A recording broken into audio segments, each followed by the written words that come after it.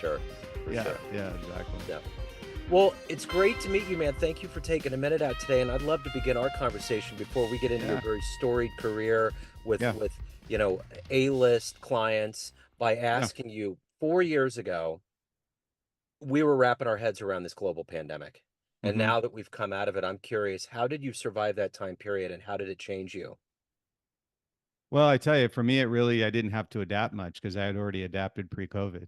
Yeah. I had left my previous role and started LiquidMind, and we kind of had a virtual team ready to go.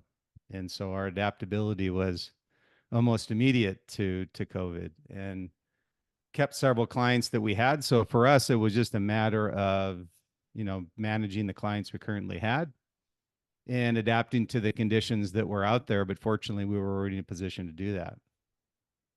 So you have a global brand strategy firm, and that's very clear on paper what you do. But if I was to put you in front of a bunch of third graders, it's career day, one of the kids says, "Hey, what do you do for a living?" How do you answer that child? I would say identifying how to disrupt the industry. Okay. And, for a third grader to have words as thrown around, I find a lot out there, Joe, with people that throw words around like innovation pretty loosely. And, disruption is kind of, I always say, innovation on steroids.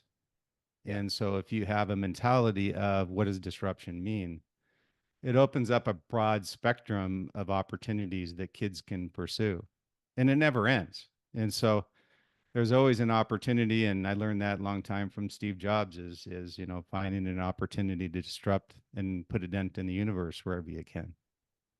So the first thing that came into my mind when you said that was I'm thinking about Phil Knight having running shoes at Nike, Hmm. and they take a chance on this young kid from North Carolina. There was no way that he was going to sign, but they somehow believed that he would sign. And I'm always amazed when I see that swoosh now at how disruptive that was in a positive way for them. Because he was fine being a running guy. Yeah. I mean, but are you kind of talking a little bit like that? Like, really? I mean, that's an extreme example, but along those lines? Well, I would say disruption. Now, when you go back, and I read Sue Dog, and I think it's a great story with Phil Knight. And when I look at Nike, Nike's selling a lifestyle. There's a difference between disruption and selling a lifestyle. And I always go back to Ralph Lauren's quote where he said, "We're not selling a product, we're selling a lifestyle. What's your point of difference?" And really, at the time, when you look at Michael, they were taking care of him as an individual and as a person. And they just so happened to believe in the product and the authentic product that they were delivering to Michael. And kind of the other side of that spectrum on disruption, when I look at it, is what does disruption look like? I look at Nike as being authentic, selling a lifestyle that people can embrace and aspiring to be a great athlete like Michael. That's what they do. And when I look at disruption, I look at something like the iPod, with Steve. Nobody knew that it was going to disrupt the music industry. They just thought it was a music player. Yeah. Little did they know the weapon that he had in his hand at the time. So to me, that's disrupting an industry versus innovating and authentically selling a lifestyle like Nike did with Michael. I remember when the iPad came out. I'm an IT technician by day for a large school district in Kansas City. And Okay. I remember when the iPad came out, people were like making fun of the name and why would someone want something this clunky and big? And of course, who would have known? I'm sure Yeah. he did that it would get there. But I've seen a viral clip of Steve Jobs at one of his keynote speeches. And one of the guys was talking about speed, processing speed, faster technology. And he stopped the guy and said, "Look, we're here to create a customer experience. We're here to create something that's comfortable." And I think that's the thing that Apple has always done, even when he exited the stage. Their customer support is the way it is because it's domestic, it's effective, and you always feel good when you're done. And that's the reason why their products are expensive, because their customer support is always going to be something reliable in a dialect or language. And I'm not trying to knock any other countries and how we Yeah. outsource, but it's just a comfortable experience. You feel good when you go into the store and you feel good when you call. So in a roundabout way, he's constantly created a model that's disrupted everybody else's model. Yeah, and you'll find what's interesting, when I worked at Oakley, for example, one of the greatest visionaries that I've been around personally was Jim Gennard. And Jim Gennard had this affinity for Steve. And you think, well, what's the connecting point? You have this tech guy and you've got this innovator in the consumer products industry. How do these two dots connect? And Steve had a different mentality towards product. Three words I always remember with Steve is simple as sophisticated. It's a beautiful, I'm very much about when people talk about products, how do they talk about the products? Do they talk about it as just a point of difference or as a beauty piece that can be easily used? And Steve was famously said as well is that if you have to read the instruction manual, it's too hard. So I remember even when the iMac came out and he said 1, 2, 3, pull it out of the box, plug it in, and hit the start button. That's 1, 2, 3. So I find that, Joe, where people look at it, and for me the connecting points are how, and you talk about adaptability, is you can do that in product and you can do that in branding. You can do that with how you position your company. And Steve had done that at all levels, at a premium level, to your point. He looked at all the details. He said, if you've got the greatest product in the world and it's the easiest product to use, but your customer service sucks, it's a bad experience. And Yeah. so you have to have the funnel complete vertically with the brand in order to be successful. So what did you want to be in the third grade? What was your dream to grow up and become? In North Dakota, I think it was to become a football player. Yeah. I didn't have this aspiration, which interestingly enough, I have an industrial engineering degree. I started out in the aerospace industry and quickly pivoted, started my own company, an apparel company, and learned everything from the bottom up. I was sewing buttons and putting zippers on pants and wanted to learn everything.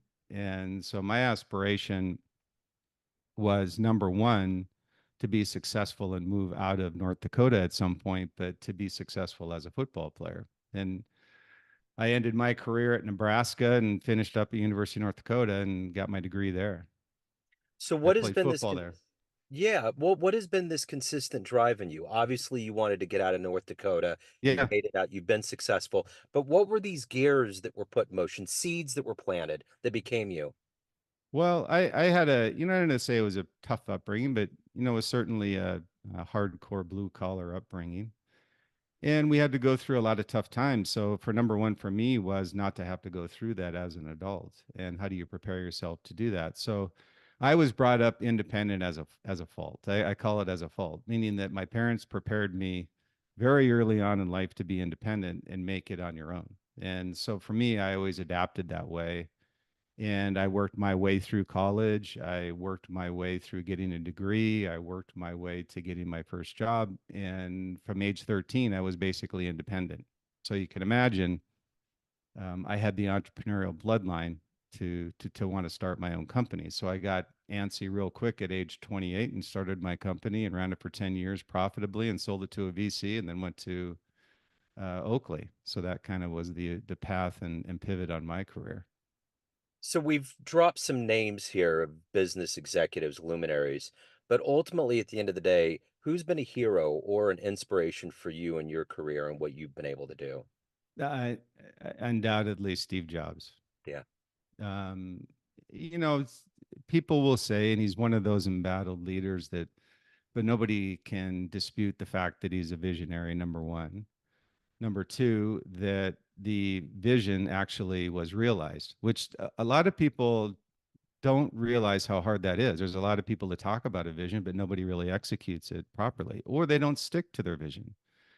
And that's the one thing I loved about Apple was they were relentless about not only visionary setting a vision, number one, but executing the vision with products that realize that vision. And also being authentic, meaning that they weren't going to sell inferior products because that's who they were not that type of brand. And as a result of that, they were not damaging their brand equity and they could last for generations. So there's many, I could talk and on with Steve, but there were just many things that he was very inspirational for me in particular, because he was very independent. He was a great leader. He was one that set the vision, executed that vision, and turned a company from ashes to the most valuable company on the planet. I mean, it's just beyond belief. Plus, on top of that, he went through adversity in order to come back and realize that dream that he had. But I don't think a lot of people realize he was actually fired from his own Yep. company, you know? And then he came Yeah. back. I was running a couple computer labs for YMCA's in the early 2000s, and I put a grant out and got a bunch of iMacs at the time. These Yeah. sexy all-in-one machines, and I'm like, "What the hell am I gonna do with these?" Because we had Yeah. gateways in there. No one Right. was doing Mac. The Yeah. iPod hadn't been out. None of this has came out. And then 3, 4 years later, they took over the world, you know? Yeah. It's Yeah. weird how it has been kind of a phoenix rising story for them. Yeah, and it's and I'll extend it because I'm a consumer products guy, and you get people wonder, well, why would Steve be your visionary? And it's just if you look at products, you look at packaging, you look at design, you look at authentication, you look at the pieces of the puzzle in order to realize a vision, and Steve executed all that, and you can adapt that to any industry, and you look at virtually any industry. What Steve had done and what he realized was something that everybody can do. I think that's really a again a thing that's lost a lot of times with Steve is he's not just realizing great products, he's realizing a great vision and a lifestyle that everybody wants to embrace. Your to your point, Joe, people it's the only product I know of where people keep the boxes. Yeah, I know. Isn't that weird? Yeah, so it's you know that those are things that Steve smiles about is wow, I love the fact that they embrace everything we're doing. That is wild because we do the same thing. We're holding on to all these boxes, and I Yeah. get to a point after because you have a shelf life, it's like, I gotta get rid of these. But you Yeah. still that's your impulse because it is it's like it's almost like an extension of the product. That's really Yeah. interesting. Yeah, yeah, yeah. So that's a good one.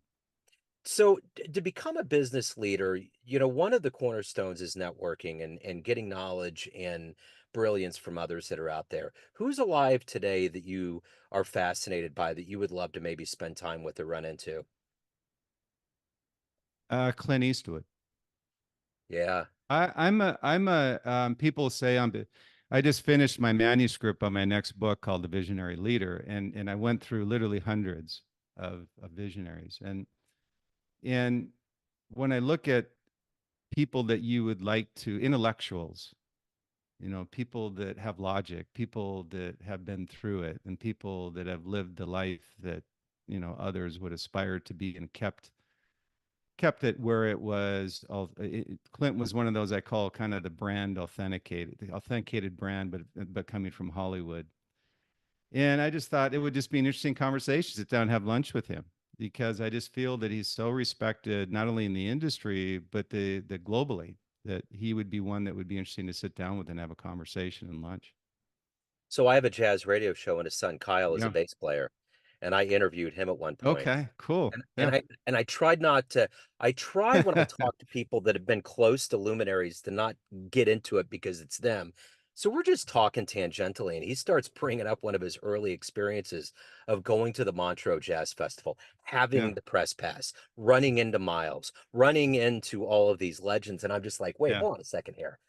You're just, like, hanging out with these people," and it's then I'm like, "Oh, yeah, your dad's Clint," Yeah. Everybody back there is like, Dirty Harry's backstage, It's Right. Yeah, the last name Eastwood carries a lot of weight, I guess. yeah. But yeah, it's fun. I mean, that's what's different with me, Joe, is even though I've been in the business world and worked with global brands, I very much respect people regardless of industry, how authentic they've been and how genuine they've been and how they've also given back. Like other people that I respect are Paul Newman, Robert Redford, people like that. And I don't look at them as actors. I looked at them as people that give back not only to their industry but to people that are looking for inspiration not only in acting but in other roles.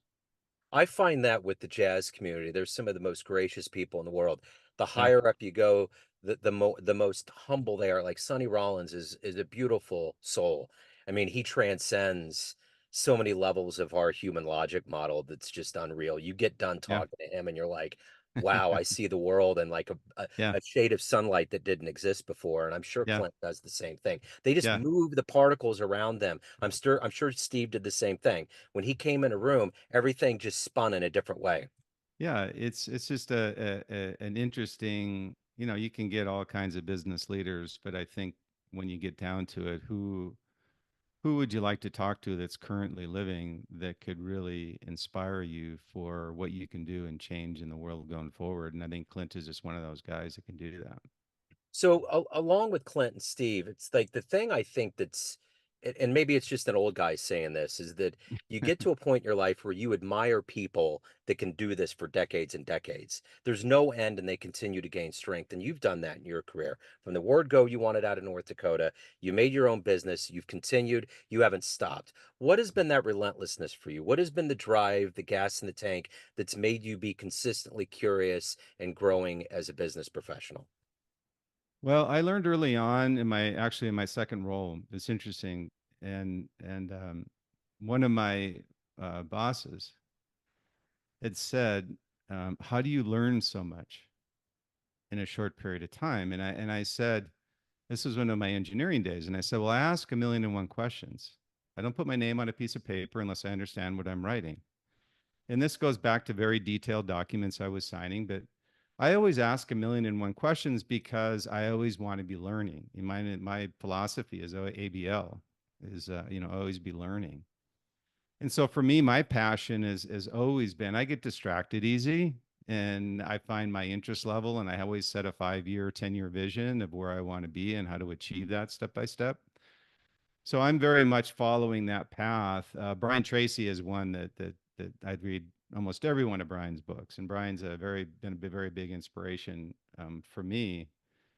And I find that with people that I admire is that going back to Steve, he was bored. He wanted to keep doing things, and I use that as an example of what keeps me going is Steve would introduce products, and what I thought would be pretty ballsy for him to do with Apple was to move it from the marketplace at the height of its popularity, which is very unintuitive for a company that's trying to drive revenue as public. And so for me, I kind of have the same feeling as I've gone through life is what can I do and what do I want to do and what do I enjoy doing? That's a big thing for me, Joe, when I look at it is that am I enjoying, am I getting in front of the mirror today and say, am I enjoying what am I enjoying? Will I enjoy it 5 years from now?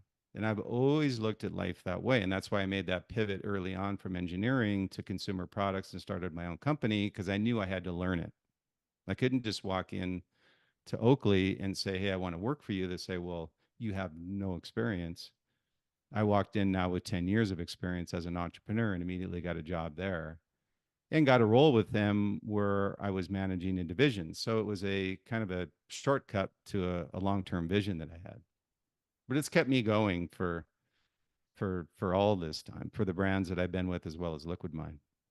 So, what would you say is one of your best professional triumphs that you've had professionally? I would say taking over when I went to TaylorMade and Adidas, uh, they the categories that I had, which in this case were what they were called soft goods and accessories, were kind of floundering, believe it or not. And they didn't have anybody that had set a vision for the product and where it was supposed to go and how to place it and how to position it in the marketplace. So we took over about an $8-9 million business and grew it to over 55 million over 3 years. So and that to me is an accomplishment of the team that we hired and the vision that we set in the very beginning because we executed against the vision. So when I look at success, when you mentioned that, Joe, I don't necessarily look at numbers. I just look at how close were you at the end of the cycle of your vision of 5 years to achieving the result you were expecting. And if you can look back and say we overachieved, then I consider that to be one of your greatest accomplishments. So, let's say you have a dream tonight. You run into that young, hungry kid, that version of you from North Dakota. Yeah. You can give that version of you a piece of advice based on this life you've led, the wisdom you've gained, the roads you've been down. What Yeah. advice would you impart on that young version of you?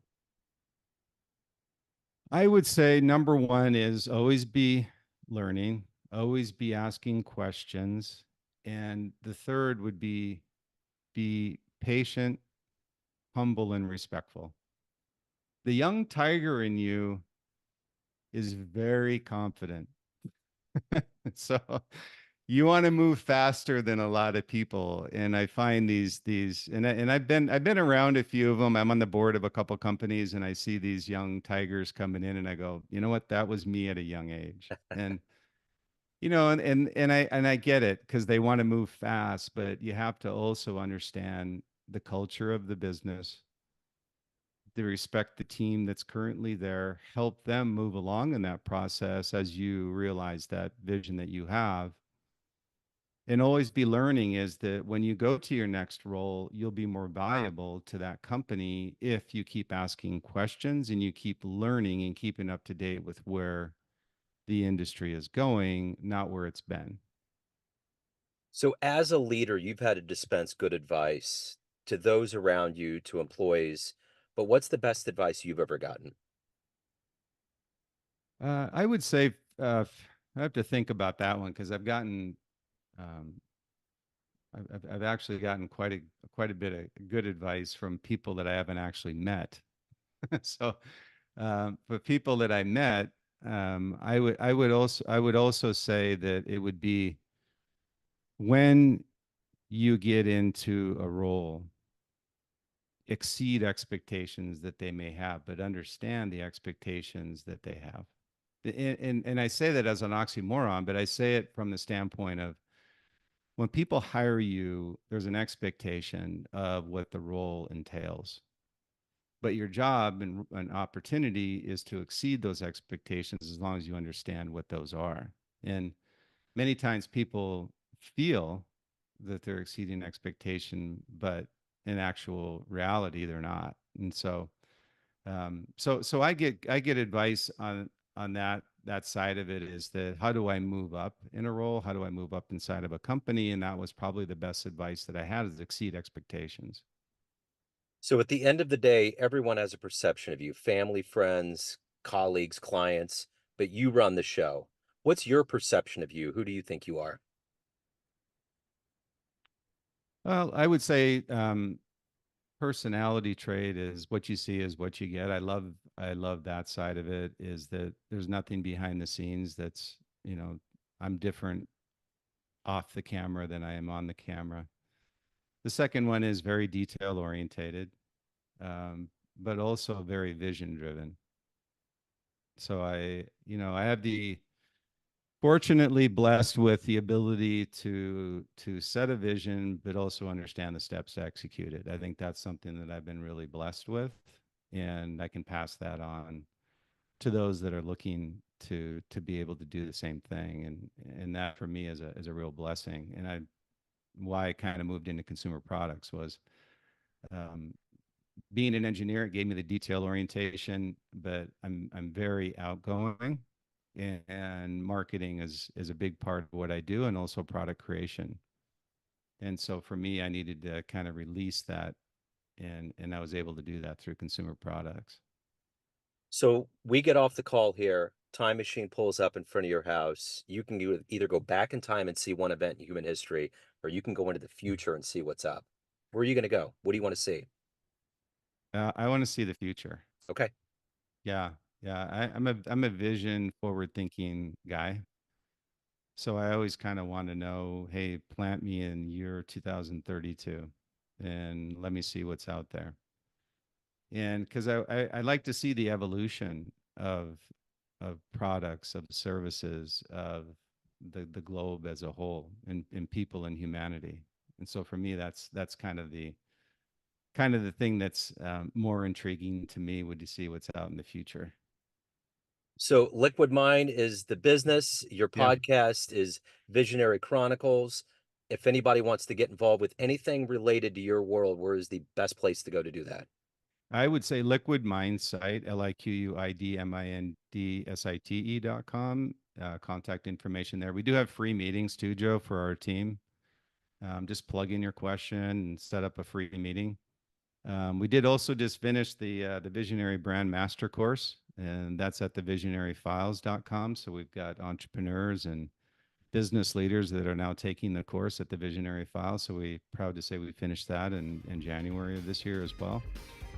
So and then the next thing is coming down the pipe is the Visionary Leader is the next book I have being released next year. So hopefully that'll be as successful as the first one was. So we were blessed to have a good success with the first one.